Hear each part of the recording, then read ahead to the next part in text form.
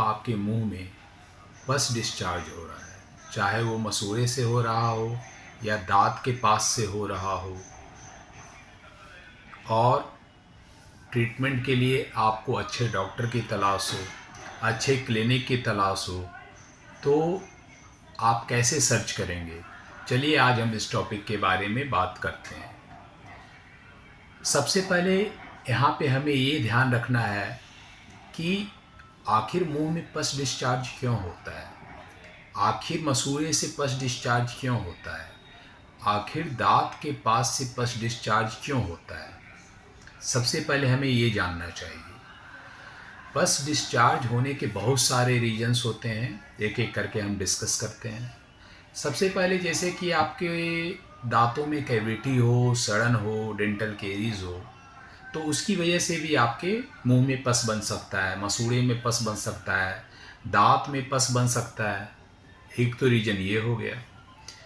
दूसरा, आपको मसूड़े की प्रॉब्लम हो, गम इन्फेक्शन हो, गम प्रॉब्लम हो, उसकी वजह से भी पस डिस्चार्ज हो सकता है। अब हमें कैसे पता चलेगा कि हमें मसूड़े का प्रॉब्लम है, गम्स का इन्फेक्शन है? तो इसके लिए कुछ पॉइंट है जो आप याद रखें। जैसे आपके मसूड़े का कलर चेंज हो जाएगा, रेड कलर का आपका मसूड़ा हो जाएगा। आपके मुंह से बैड स्मेल आएंगे, जिसे हेलिटोसिस कहते हैं या बैड ब्रीथ कहते हैं। फिर आपके दांत हिलने लगेंगे। आपका जो मसूड़ा का लेवल है यहाँ होना चाहिए, वो जो लेवल होना चाहिए वो नीचे आ जाएगा, जिसे हम जिंजावल रिसेशन या गम रिसेशन कहते हैं। मसूड़े में स्वेलिंग हो सकती है, ये सारे कॉमन है। फिर मसूड़े से ब्लड आ सकता है।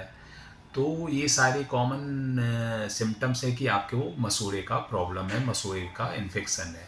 तो उसकी वजह से भी आपके मुंह में पस हो सकता है, आपके दांत के पास पस हो सकता है, आपके मसूड़े में पस हो सकता है, पस डिस्चार्ज हो सकता है। ये सारी वजह से, गम डिजीज़ की वजह से। फिर उसके बाद आपके दांत में चोट लगा हो, तो उसकी वजह से भी पस फॉर्मेशन होता है, दांत में चोट लगना। और जब दांत में चोट लगे और उसकी वजह से दांत टूट जाए, तो वो भी एक कारण हो सकता है मुंह में पस डिस्चार्ज होने का। फिर आपके दांत में चोट लगे और दांत का कलर चेंज हो जाए, तो ये दिखाता है आपके दांत में इन्फेक्शन है, तो इसकी वजह से भी पस फॉर्मेशन हो सकता है आपके मुंह में। ठीक, बहुत सारे इसी प्रकार बहुत सारे रीजन हैं। फिर कुछ रीजन आपके हैं जैसे कि आपका पुअर हाइजीन भी है। तो पुअर हाइजीन तो सब में है। फिर स्मोकिंग है। ये सारे रीजन है, कॉमन रीजन है ये सारे। स्मोकिंग, पुअर हाइजीन, उसके बाद फिर ड्राई माउथ भी एक समस्या होती है, क्योंकि सलाइवा का काम है कि वो आपके मुंह को क्लीन रखता है। लेकिन जैसे ही सलाइवा आपके मुंह में कम होगा तो बैक्टीरिया ग्रोथ होने का चांस ज़्यादा हो जाता है, तो जिसकी वजह से आपको इन्फेक्शन होने का चांस रहेगा, मुंह में पस फॉर्मेशन होने का चांस रहेगा। तो जिसे हम कहते हैं ड्राई माउथ। अगर आपके मुंह में सलाइवा कम हो, कम बन रहा हो, मुंह सूखा सूखा लग रहा हो, तो उसे हम ड्राई माउथ कहते हैं। तो ये सारे कॉमन सिम्टम्स हैं।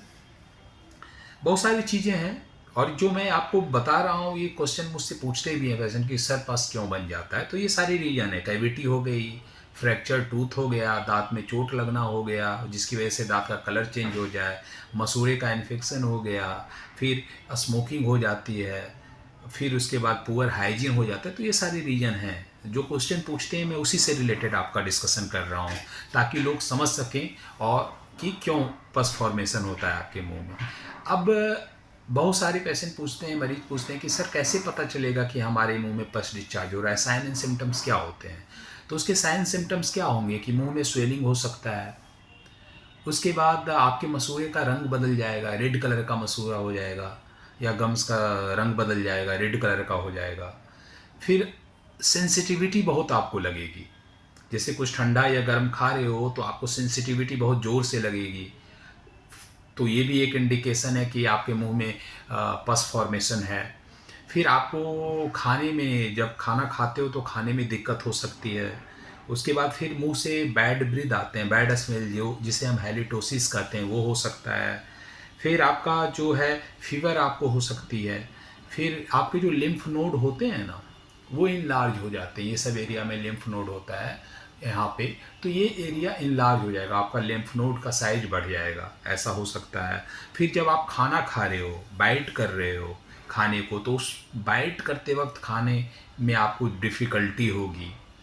फिर आप जब सोते हो, जैसे आप सो रहे हो और फिर आप बैठ रहे हो, तो उसके हिसाब से आप देखोगे कि आपको जो दर्द हो रहा है वो बदलेगा। आप जब सो रहे हो तो दर्द, या फिर बैठ रहे हो तो दर्द, जो दोनों केस में होगा बदलेगा, जिसे हम कहते हैं पोस्चरल वेरिएशन, वो हो सकता है। रात को सोने में आपको दिक्कत हो सकती है। तो ये सारे सिम्टम्स हैं। रेफर्ड पेन एक होता है, जैसे बीमारी कहीं और है, जैसे बीमारी मान लिया मेरा यहाँ पे है, लेकिन आपको दिक्कत हो रही है यहाँ पे, जिसे हम कहते हैं रेफर्ड पेन की समस्या हो सकती है। तो ये सारे रीजन हैं जो आपको हैं। फीवर तो मैंने बता ही दिया है। फिर आपके मुंह का टेस्ट चेंज हो सकता है, खराब टेस्ट मुंह में आ सकता है, बैड टेस्ट आ सकता है मुंह में। तो ये सारे सिम्टम्स हैं कि आपके मुंह में पस डिस्चार्ज हो रहा है। ठीक है ना। गम का कलर चेंज हो जाता है, मसूड़े में सूजन हो सकती है, तो दिखाता है कि आपका मुंह में पस फॉर्मेशन हो रहा है। उसके बाद फिर पस, देखिए पस फॉर्मेशन जैसे आपको हो सकता है कि आपका जो दांत का दो पार्ट होता है, एक होता है आपका जो दिखता है उसे हम क्राउन कहते हैं, और जो एक बोन में होता है उसे रूट कहते हैं। और रूट के चारों ओर सपोर्टिंग टूथ स्ट्रक्चर होते हैं जिसे हम पेरियोडोंटल लिगामेंट कहते हैं। तो इसमें कहाँ कहाँ हो सकता है, तो देखिए, एक तो जैसे दांत में सड़न हुई, और वो इन्फेक्शन सड़न जो है वो आपके दांत के अंदर में हुई, उसका फिर आपका जो दांत का लेयर, जैसे क्राउन का 3 पार्ट्स होता है, इनामल, डेंटिन, पल्प। मान लिया वो सड़न आपके पल्प में आती है। पल्प में क्या होता है, नर्व, ब्लड वेसल्स होते हैं, उसके थ्रू वो पहुंच जाएगी जो रूट होता है दांत का, उसके अपेक्स पे, और वहाँ पे पस फॉर्मेशन हो सकता है। तो उसे हम कहेंगे पेरी अपाइकल एब्सिस। जो आपके जो रूट है दांत का, उसके एपेक्स के पास अगर पस फॉर्मेशन हो तो उसे हम पेरी अपाइकल एब्सिस कहेंगे। ठीक उसी प्रकार जब आपके मसूड़े में की, जो आपका मसूड़ा दिखता है उसके पास अगर पस फॉर्मेशन हो जाए तो उसे हम जिंजाइवल एब्सिस कहेंगे। और जो सपोर्टिंग टूथ स्ट्रक्चर होते हैं जैसे बोन या दांत, रूट के चारों ओर पेरियोडोंटल लिगामेंट, अगर इसमें पस फॉर्मेशन हो तो उसे हम पेरियोडोंटल एब्सिस कहेंगे। तो ये सारे एब्सिस के पार्ट टाइप्स हुए। अब जब पता चल गया कि क्यों होते हैं एब्सिस, साइन एंड सिम्टम्स क्या होंगे उसके, अब ट्रीटमेंट क्या होगा। तो ट्रीटमेंट ऐसे केस में होगा, जैसे अगर दांत में प्रॉब्लम है उस एब्स पस की वजह से, तो ट्रीटमेंट होगा रूट कैनाल ट्रीटमेंट एक। दूसरा ट्रीटमेंट होगा दांत को निकाला जा सकता है। और तीसरा ट्रीटमेंट होगा कि मसूड़े में अगर पस फॉर्मेशन है तो मसूड़े की सफाई होगी, मसूड़े की सर्जरी होगी। ये 3 ट्रीटमेंट होगा। तो रूट कैनाल ट्रीटमेंट कब करेंगे, जब आपका जो दांत है, जो स्ट्रक्चर दिखता है क्राउन जिसे हम कहते हैं, वो स्ट्रक्चर इंटैक्ट हो या लेस देन 50% बचा हुआ हो। तो ऐसे केस में हम दांत को रूट कैनाल ट्रीटमेंट करके बचा सकते हैं। और जैसे लेस देन अगर 50% बचा हो तो उसमें रूट कैनाल ट्रीटमेंट के बाद पोस्ट एंड कोर करते हैं, उसके बाद क्राउन डाल के हम बचा सकते हैं। लेकिन अगर क्राउन स्ट्रक्चर बचा ही नहीं हो, लगभग मान के चलिए मसूड़े के लेवल में हो या दिखता ही नहीं हो, तो ऐसे केस में उस दांत को हम निकाल देंगे।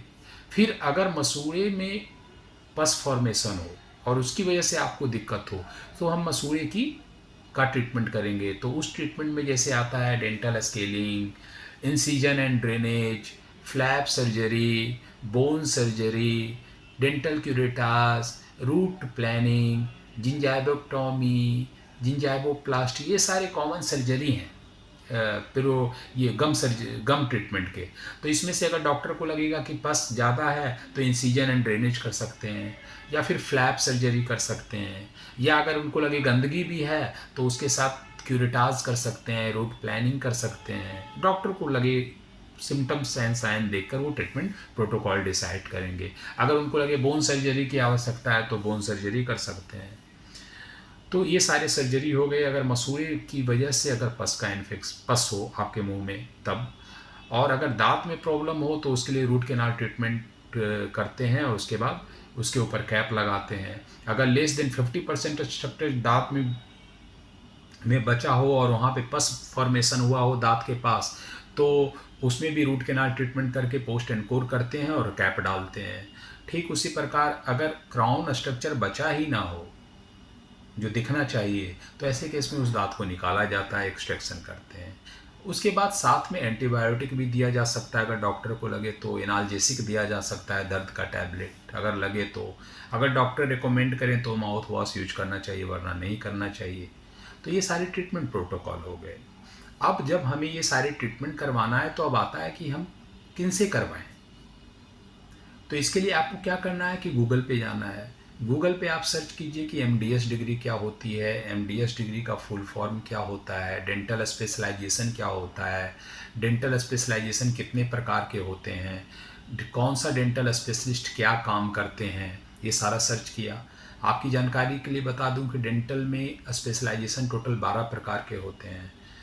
एमडीएस का full form master in dental surgery होता है। तो हर स्पेशलिस्ट डॉक्टर अलग अलग काम करता है। उसके बाद चूँकि आपके मुंह में पस बना हुआ है तो इसके लिए 3 स्पेशलिस्ट का सर्च कीजिए। पहला इंडोडोंटिस्ट या रूट कैनाल स्पेशलिस्ट जो रूट कैनाल ट्रीटमेंट करेंगे। दूसरा ओरल मैक्सिलोफेशियल सर्जन जो दांत को निकालेंगे, एक्सट्रैक्शन करेंगे। तीसरा पेरियोडोंटिस्ट जो गम्स या मसूड़े की प्रॉब्लम है उसका ट्रीटमेंट करेंगे। समझ गए? तो ये 3 स्पेशलाइज्ड डॉक्टर से आपको कंसल्ट करना है। अगर रूट कैनाल ट्रीटमेंट की आवश्यकता होगी उस दांत में तो आपको एंडोडोंटिस्ट से संपर्क करना होगा। अगर दांत को निकलवाना होगा तो ओरल मैक्सिलोफेशियल सर्जन से। अगर मसूड़े की वजह से पस फॉर्मेशन है तो उसके लिए आपको पेरियोडोंटिस्ट से संपर्क करना होगा। तो ये हुआ डॉक्टर सर्च करने का तरीका। अगर कोई डाउट है तो आप हमसे पूछ सकते हैं कमेंट बॉक्स में कमेंट करके, या सोशल मीडिया के माध्यम से डाउट क्लियर करने का प्रयास करूंगा। अगले वीडियो में फिर कुछ नया टॉपिक लेके आऊँगा। तब तक आप अपने मुंह के स्वास्थ्य का ध्यान रखें। Take care.